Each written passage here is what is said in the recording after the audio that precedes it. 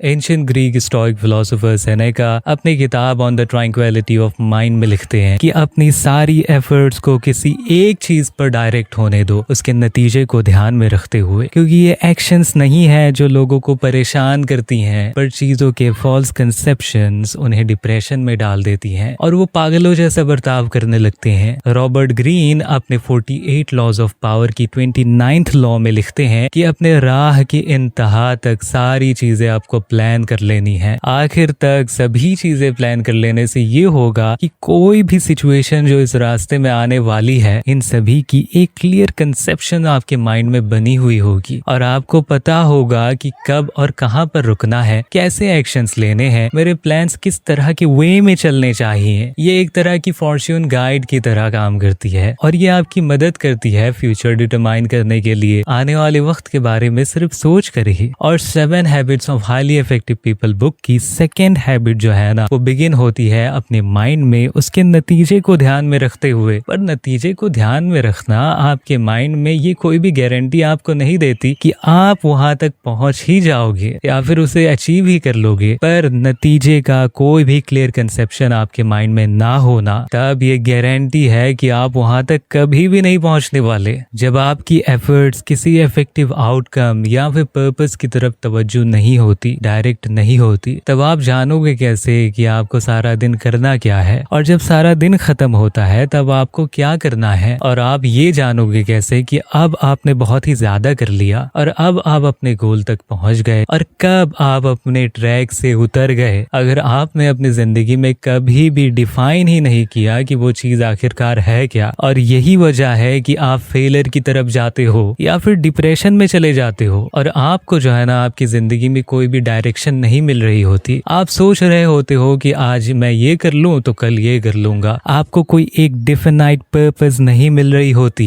सूफी master Shams Tabrez कहते हैं कि सब्र का मतलब सिर्फ सहते ही रहना नहीं है दर्द और तकलीफ को, सब्र का मतलब है कांटों के बीच फूल की उम्मीद करना। और लोग बेसब्र तब हो जाते हैं जब उन्हें नतीजा नहीं दिखाई दे रहा होता, यही बेसब्री की वजह है। ठीक है, तो ये वीडियो अगर आपको अच्छी लगी तो नीचे एक लाइक ज़रूर दबा कर जाएं। तो मिलते हैं अपनी अगली वीडियो में, तब तक के लिए अपना और अपनों का ख्याल रखिएगा। अल्लाह हाफ़िज़।